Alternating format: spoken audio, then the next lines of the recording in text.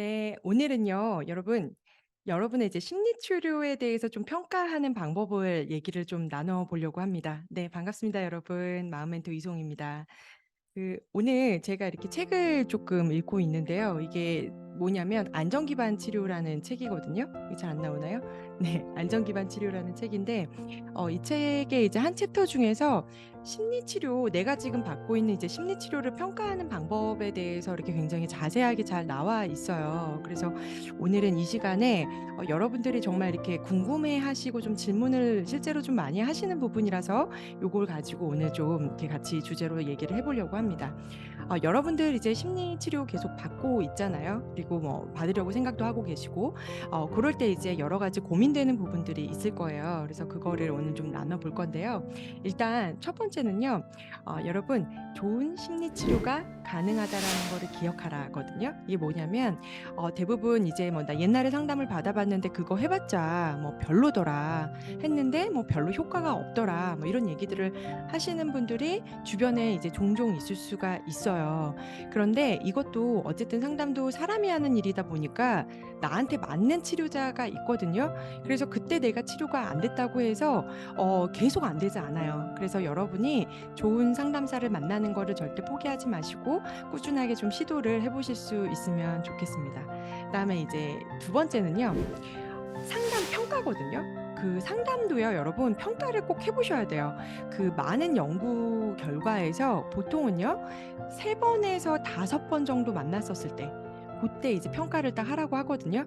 이때 이제 내가 '그래도 좀 좋아지는 것 같다. 내가 목표로 했던 게 좀 나아진다.' 하는 게 3 번에서 5 번째 그 회기 안에 이제 그 느낌이 있으면 그 치료는 굉장히 좋은 치료로 갈 확률이 높아요.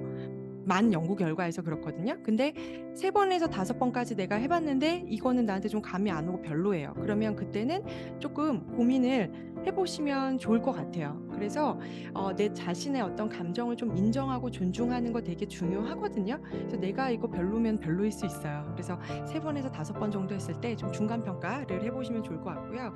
저 같은 경우에는 꼭 중간 평가를 하거든요. 그래서 이제 뭐 저희 이제 센터 오시는 분들은 예를 들면 처음에 시작할 때 초기 상담 기록지도 쓰고요. 그다음에 이제 정신건강 검사도 간이로 좀 하고 그다음에 성격 유형 검사도 좀 해요. 그래서 고런 부분들을 좀 중간에 이제 좀 양적 데이터로도 하고요. 고것만 또 이게 사실은 전부는 아니거든요. 그러니까 내가 느끼는 주관적인 평가가 최고예요. 그래서 고거를 꼭 한번 해 보시면 좋을 것 같습니다. 그다음에 이제 세 번째는요. 치료가 전반적으로 쪼끔 도움이 돼요, 예를 들면. 그러면 약간의 감정 기복은 꼭 있어요. 그게 당연하고요. 그래서 고거는 좀 예상하고 넘어가셨으면 좋겠어요. 무슨 말이냐면 상담을 하다가요. 중간에 내가 상담사한테 이상하게 좀 화가 나는 일도 있을 수 있고요. 짜증이 날 수도 있어요. 근데 이제 그게 좀 너무 심하게 막 자주 느낀다. 그거는 문제고요. 그게 아니라 그 회기에서 그런 감정이 들면은 그것을 솔직하게 꼭 상담사하고 얘기할 수 있으셔야 되거든요. 사실은 저는 항상 내담자분들한테 "저를 봤을 때 좀 어떻게 느끼세요?"라는 질문들을 많이 해요. 왜냐하면 제가 도구가 되기 때문이거든요. 그러니까 역전이라고도 얘기를 하고 뭐 상담 현장에서는. 그다음에 내담자분이 느끼시는 이제 그 감정, 생각을 따라가면서 그걸 또 같이 분석을 하기도 해요. 그렇기 때문에 이제 상담사한테 그 과정에서 마냥 좋으냐, 좋기만 하냐 그럴 수가 절대 없어요. 그래서 좀 섭섭한 것도 나오고 서운할 수도 있거든요, 경우에 따라서. 그럼 고거를 좀 솔직하게 얘기하고 다룰 수 있어야 된다라고 생각하시면 좋을 것 같습니다. 그다음에 이제 네 번째는요.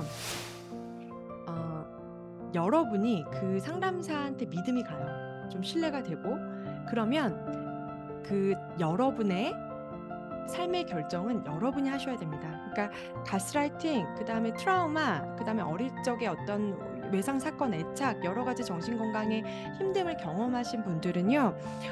이제 제가 계속 이것들을 좀 여쭤보는 게 뭐냐면 내가 스스로 선택하고 결정하는 것에 대해서 되게 눈치도 많이 보고 어떻게 보면 좀 상담사랑 관계를 맺어가는 관계에서 전문가라고 생각하다 보니까 나도 모르게 좀 끌려가는 경우가 있을 수도 있어요. 그래서 저는 그렇게 하지 않으려고 굉장히 노력을 그냥 저 스스로가 많이 하는 부분 중에 뭐냐면 뭐 계약서 쓸 때도 이렇게 수평적인 관계임을 좀 많이 말씀을 드리고 하는데 편안하게 내 마음이 어떤지 좀 이야기를 나누실 수 있어야 되고요.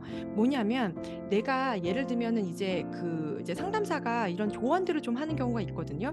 뭐 "이런 경우에는 이런 거 하지 마세요." 뭐 또는 뭐 "어떤 모임에 좀 나가 보시는 거 어떤가요?" 뭐 또는 뭐 "이걸 시도해 보시면 어떠세요?" 막 오늘만 같아도 제가 이제 술을 너무 많이 이렇게 드시는 내담자분이라서 좀 요청을 한번 드렸었단 말이에요. 이제 어쨌든 문제 해결에 있어서 술을 계속 드시게 되면 이게 조금 계속 이렇게 상황이라든지 문제를 판단하는 판단력이 손상될 수 있으니 "단주를 조금 며칠 좀 유지를 혹시 같이 해 보면 어떤가요?" 이런 것들을 제안을 좀 드리거든요. 그거에 대해서 여러분 내가 할 수도 있고 안 할 수도 있는 거예요. 이거를 명심하셔야 돼요. 그러니까 뭐냐면 상담사가 말한다고 해서 그거를 여러분이 반드시 다 해야 될 의무는 없거든요. 그것에 대한 선택이나 결정은 내가 한다. 그것을 또 상담사하고 편하게 얘기를 하실 수 있는 그런 상담사를 또 만나는 것이 매우 또 중요한 부분일 것 같아요. 그다음에는요. 하나 둘 셋 넷 다섯 번째네요. 다섯 번째는요. 심리 치료에 대해서 제일 이제 뭐 하다 보면 이제 불만 중에서 이렇게 가장 이제 얘기를 많이 하는 게 뭐냐면 이제 우리 상담사는 선생님은 이렇게 지지는 되게 잘한대요. 뭐냐면 "아 정말 잘하고 있다. 너무나 공감된다." 뭐 이런 경청도 하시고 막 이런 거는 되는데 뭔가 솔루션이 없는 거예요. 그거에 대해서 되게 답답해 하신단 말이에요. 그러면 이거에 대해서 이제 어떤 것들이 있냐면 뭐 그러니까 내가 답답하면요. 그건 답답한 거예요 여러분. 이것도 마찬가지예요. 그게 내가 했는데 이것이 어떤 나아가는 방향이나 이런 것들이 한 5 회기에서 6 회기, 7 회기 좀 넘어갈 때쯤 되잖아요. 느낌이 오셔야 되거든요 사실은. 이 문제를 '아 이런 식으로 좀 해결해 나가면 되는구나. 아 방법은 어느 정도 알게 될 것 같은데.' 이게 느낌이 와야 돼요. 와야 정상이에요. 근데 그게 안 오고 막 지지만 해 준다. 그거 솔직히 그러려면 뭐하러 그 비싼 돈 들이면서 상담받아요. 그렇잖아요. 그래서 어느 정도 심리 치료가 친절하고 지지는 되지만 나의 어떤 성장과 촉진을 가져오진 않는다. 그러면은 그 치료는 좀 다시 생각해 보시는 것도 필요합니다, 여러분. 절대 이렇게 도움이 안 되는 걸 억지로 끌고 가거나 그러지 않으셨으면 좋겠어요. 네. 그다음은요. 도움이 되면요 여러분 심리치료 계속하세요. 뭐냐면 어제는 저한테 그런 질문을 주신 분이 있었어요. 저희 후기를 읽어 봤더니 뭐 3 년간 상담을 받는 분도 있고 막 1 년간 받는 분도 있고 보니까 뭐 그러던데 "이게 그러면 상담이 안 끝나면 안 좋은 거 아니에요?" 뭐 이런 질문을 이제 처음 오셔서 하신단 말이에요. 당연히 그런 의문 드실 수 있거든요. 그러니까 "치료를 얼마나 오래 지속해야 돼요?" 이런 질문을 하실 수 있어요. 근데 여러분 저는요 그 키는 누가 갖고 있어야 되냐면 여러분은 소비자세요. 네. 여러분이 갖고 계셔야 되는 거예요. 그러니까 내가 상담이 필요하면 5 년이고 6 년이고 10 년이고 하는 게 왜 문제가 되나요? 그게 왜 문제죠? 네. 저희 헬스클럽 가면 운동하잖아요. 운동하고 나서 근육 만들면 뭐 좋아지죠. 건강해지고 그거 안 쓰면 어떻게 돼요? 근육 다 소실되잖아요. 마찬가지예요. 그러니까 정말 상황마다 다르고 나는 내가 더 잘 알아줘야 되거든요, 상담을 하는 과정 중에. 그러면 나는 내가 알았는데 내가 어린 시절부터 이런 거에 대한 취약성이 있었고 나는 계속적으로 멘탈을 좀 관리하면서 가겠다, 마음을 관리하면서 가겠다. 그렇게 가셔도 괜찮아요, 여러분. 그게 왜 문제죠? 그렇잖아요. 좋은 자원을 활용하고 이용하는 거죠. 반대로 마찬가지입니다. 한 회기만 하면 어때서요? 5 회기만 하면 어때서요? 여러분 상담의 종결과 시작은요. 누가 결정한다? 내가 결정합니다. 소중한 여러분들이 결정하시는 거세요. 그래서 좋은 치료는 내가 종결도 결정할 수 있는 거고요. 물론 그것에 대해서 같이 상의는 하는 게 좋죠. 상담사하고 솔직하게 얘기할 수 있는 게 중요해요. 그래서 저도 이제 얘기를 드리거든요. 저는 이제 전문가로서의 이제 저의 자문이죠. 저는 이제 선생님을 봤는데 선생님의 경우에는 최소 이제 저희가 뭐 5 번은 만나야 합니다. 10 번은 만났으면 좋겠습니다. 뭐 이런 것들을 제안을 좀 드려요. 그리고 선생님도 말씀하시죠. 그 내담자분도 제가 봤을 때 저도 뭐 이런 거에 동의한다. 또는 나는 모르겠다. 뭐 이런 것들을 이제 같이 솔직하게 진실한 대화로서 조율해서 나가는 거 그런 것들이 이제 필요로 하죠. 네. 그래서 상담 치료의 기간은 여러분 정답 없습니다. 특별하잖아요, 여러분. 여러분의 상황이 다 다르시기 때문에 거기에 맞춰서 하시면 됩니다. 정해져 있는 게 어딨어요.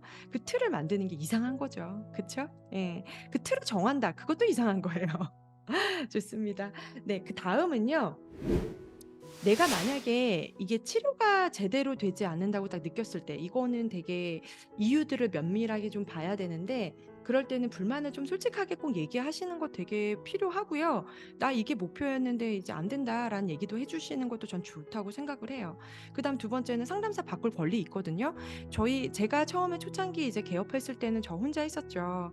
근데 이제 제가 어느 정도 시점이 돼서 많은 내담자분들이 또 감사하게 찾아와 주시고, 그러면서 제가 고민이 됐던 건 '어떻게 하면 소비자분들의 선택을 다양화할 수 있을까.'에 대한 고민을 했거든요. 그러니까 '소비자의 자기 결정권을 중요하게 꼭 생각을 해야 된다.' 이런 것들이 지금도 저의 가치이기도 하고요. 그렇거든요. 그래서 저희 이제 정신건강 뭐 임상심리사 선생님도 있고, 또 이제 정신건강 사회복지사 선생님도 계시고 한데요. 그러니까 내가 그래서 일부러 저희 프로필 전부 다 올리라고 하는 거예요. 소비자예요, 여러분. 여러분들께서 선택하셔야 되는 거고요. 그럴 권리 있어요. 예. 그래서 내가 치료가 이제 제대로 되지 않는다고 느끼면 상담사를 그 센터 내에서 좀 바꿔 달라, 교체해 달라 할 수도 있어요. 괜찮아요, 여러분. 그다음에 또는 이제 뭐 특별한 이제 요구 사항이 있을 때는 그런 것들도 얘기 당연히 하실 수 있어야 되고요. 그다음에 뭐 이런 것들이 있죠. 그러니까 녹음 같은 경우거든요. 이게 막 개중에는 "선생님, 저는 선생님이 이렇게 상담해 주시는 거 다시 듣고 싶어요. 그래서 녹음하고 싶어요." 하시거든요. 당연히 됩니다, 여러분. 왜 녹음이 안 돼요? 내가 내 돈 주고 내가 상담한다는데 왜 녹음을 못 하게 하죠? 그것도 되게 이상한 거 아니에요? 괜찮습니다, 여러분. 그래서 뭐든지 괜찮아요. 여러분들이 하고 싶은 말을 편안하게 할 수 있는 치료자를 만나셔야 돼요. 네. 자, 그다음에 어 마지막인데요. 두 가지네요. 마지막이라고 했는데, 이런 치료자는 조금 조심하셔야 돼요. 첫 번째는 저는 이런 치료자를 가장 경계해야 된다고 보거든요. 당신이 잘못이라고 비난하는 치료자예요. 이거는 가장 잘못된 치료자예요. 어떤 상담사 선생님들도 다 그렇게 얘기하실 거예요. 마치 어떤 문제가 잘못됐을 때 "네가 뭐 늦게 와서 그렇지 않냐. 네가 내가 시키는 대로 하지 않아서 그렇지 않았냐." 또는 뭐 이렇게 나를 자꾸 비난하는 거죠. 안 그래도 그걸 내가 바라보고 다시 이렇게 어떤 상처를 치유하려고 왔는데 비난이라뇨, 여러분. 그런 치료자 절대 만나지 마세요. 소중한 여러분들이 왜 비난을 받으셔야 되죠? 그쵸? 절대 내 탓하거나 내 잘못을 돌리는 치료자 경계하셔야 됩니다. 아무래도 마음이 힘들고 위축되다 보니까 좀 강하게 말하는 치료자들한테 좀 끌리시는 경우가 있을 수도 있나 봐요. 근데 그거는 아니에요. 예. 소중한 여러분을 따뜻하고 부드럽게 대하되, 따뜻한 카리스마죠. 부드럽고 따뜻하되, 또 같이 가야 할 방향에 대해서 함께 상의하고, 어떤 내가 나아가는 방향에 있어서 함께 같이 걸어갈 수 있는, 그래서 성장을 당연히 촉진하는 건 필요하지만 너무 지나치게 막 내 비난을 하는 사람, 그런 사람들은 피해야 합니다. 단 이런 건 있어요. 상처는 되지만 성장에 도움이 되는 직면을 할 때가 있거든요. 근데 고런 거는 사실은 좀 필요하죠. 그쵸? 여러분, 그거는 구분 충분히 하실 수 있습니다. 그쵸? 그다음에 또 하나 뭐냐면요. 내가 효과가 없다고 느끼는데 자꾸 치료받으라고 계속 얘기하는 사람도 있을 수 있잖아요. 그런 치료자 경계하셔야 되죠, 당연히. 그쵸? 네, 마지막입니다. 만약에요. 이거는 이제 마지막인데, 이렇게 예를 들어서 이 상담사가 부적절한 좀 이렇게 경계를 두려고 하잖아요. 그러면은 당장 그 치료는 그만두셔야 돼요. 뭐냐면 약간 이제 뭐 성적인 농담을 하거나, 최악의 경우에요. 그다음에 뭐 어떤 게 또 있을까요? 사교 모임에 뭐 개인적인 막 모임에 막 초대를 막 하거나, 또는 뭐 어떤 거랄까요? 뭐 여러 가지가 있을 수 있죠. 그런 게 내가 생각할 때 이거는 좀 부적절하다라고 생각하는 것, 그런 것들은 치료를 당장 그만두셔야 합니다. 네. 자, 여기까지고요. 여러분들이 이제 심리 치료를 받을 때 이제 이거 내가 난 좀 좋은 치료다라고 이제 생각하는 그 여정이 조금 충분하게 가질 수 있었으면 좋겠어요. 이게 또 사람이 하는 일이다 보니까 나한테 맞는 치료자를 찾으시는 것도 되게 중요하거든요. 예. 그래서 소중한 여러분들을 또 잘 돌보고, 네, 더 행복해지셨으면 좋겠습니다. 네, 오늘 영상은 여기서 마치겠습니다. 감사합니다.